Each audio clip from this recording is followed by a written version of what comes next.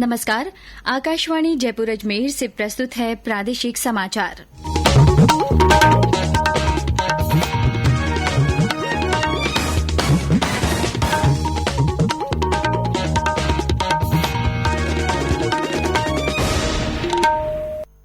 समाचारों के साथ मैं माधुरी वशिष्ठ। प्रधानमंत्री नरेंद्र मोदी आज वीडियो कॉन्फ्रेंस के जरिए राज्यों के मुख्यमंत्रियों के साथ कोविड-19 संक्रमण के खिलाफ जारी अभियान पर चर्चा कर रहे हैं। पिछले महीने से जारी राष्ट्रव्यापी लॉकडाउन के बाद से मुख्यमंत्रियों के साथ प्रधानमंत्री का ये तीसरा संवाद है। प्रदेश में कोरोना संक्रमित लोगों की संख्या बढ़कर 2221 हो गई है। राज्य में कोविड-19 के आज 36 नए मामले सामने आए हैं। जयपुर और झालावाड़ के 9 संक्रमित पाए गए हैं। जोधपुर और टोंक में 6, कोटा में 4, जैसलमेर तथा भीलवाड़ा में 1 व्यक्ति में कोरोना की पुष्टि हुई है। राज्य में 629 लोग कोरोना संक्रमण से मुक्त हो चुके हैं, जिनमें से 263 को अस्पतालों से छुट्टी दे दी गई है। स्वास्थ्य विभाग द्वारा अब तक 83,000 सैंपल लिए गए हैं, जिनमें से 5,000 के नतीजे आना अभी बाकी है। उधर बीकानेर में संक्रमित पाए गए सभी व्यक्ति अब संक्रमण मुक्त हो चुके हैं।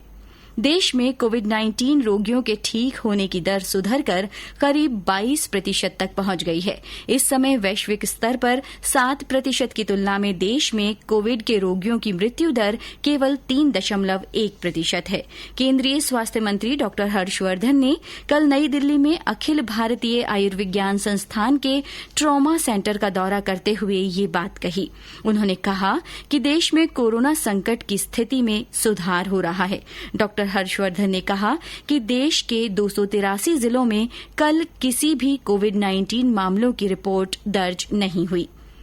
राज्य के गृह विभाग ने लॉकडाउन के दौरान अन्य राज्यों से राजस्थान में आ रहे मूल निवासियों के लिए महत्वपूर्ण निर्देश जारी किए हैं।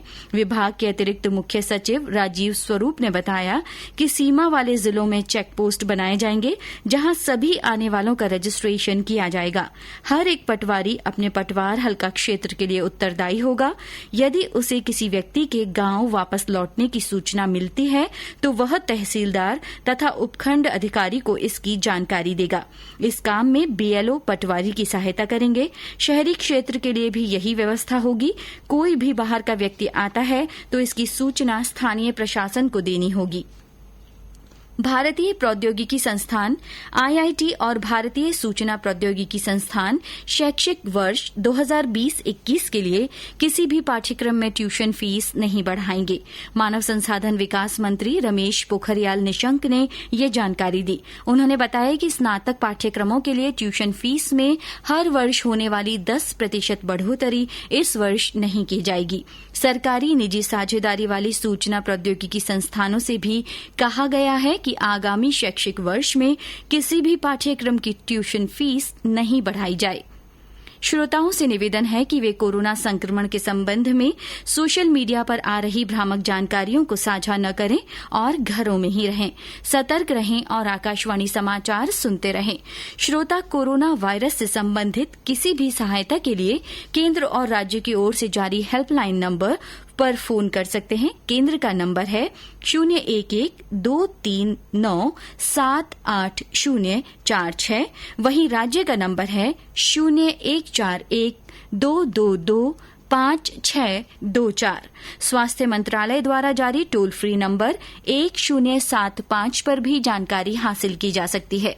कोरोना वायरस से जुड़ी जानकारी के लिए ईमेल आईडी ncov2019@gmail.com और व्हाट्सएप नंबर 9013151515 भी जारी किए गए हैं।